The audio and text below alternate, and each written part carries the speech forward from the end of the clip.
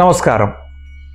జన్మజాతక చక్రంలో ఉన్న శుక్రుడు మీ లగ్నంలో కానీ 2వ భావం, 4వ భావం, 7వ భావం, 9వ భావం, 11వ భావం, 12వ భావం, ఈ 7 భావాలలో దేనిలో అయినా ఉంటే మీకు అద్భుతమైన పరిహారం చెప్తాను.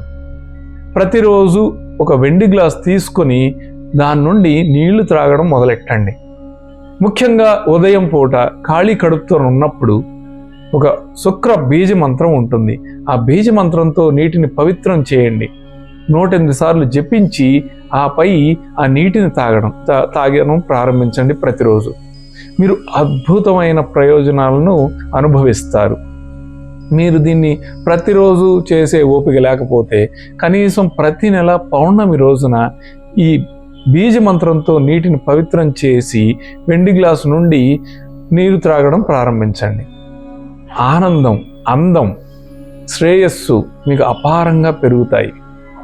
ఓం ద్రాం ద్రీం ద్రౌం సహ శుక్రాయ నమః.